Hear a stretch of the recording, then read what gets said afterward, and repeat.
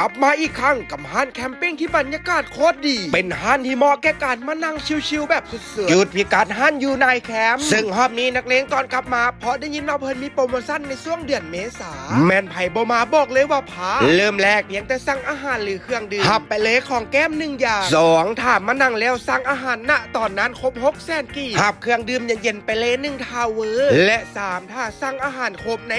1,500,000กีบหับเครื่องดื่มเย็นๆไปเลย2ทาวเวอร์โปรโมชั่นนี้แมนจะต้องสั่งอาหารพร้อมกันในครั้งเดียวเด้อและ4ถ้าจองโต๊ะจัดงานวันเกิดเพิ่นจะมีเค้กให้พร้อมส่วนลดอีก 5% โปรโมชั่นดีๆแบบนี้มีในช่วงเดือน4นี้เท่านั้นนะจ๊ะสำหรับใครที่กำลังตามหาร้านแคมปิ้งที่อาหารแซ่บบรรยากาศดีดนตรีม่วนมีโปรโมชั่นดีๆมาตลอดพร้อมทั้งสถานที่ที่กว้างขวางมีหลายจุดหลายโซนให้เลือกนั่งร้านนี้คือเหมาะเลยร้านอยู่ในแคมป์เปิดให้บริการทุกมื้อตั้งแต่ 5 โมงแรงจนถึง 1 โมงกลางคืนร้านแม่นตั้งอยู่บ้านตานมีไซอยู่ใกล้ๆหรือยำใหญ่ไซสวยกับร้านสิ้นด้านรัศมีเด้อ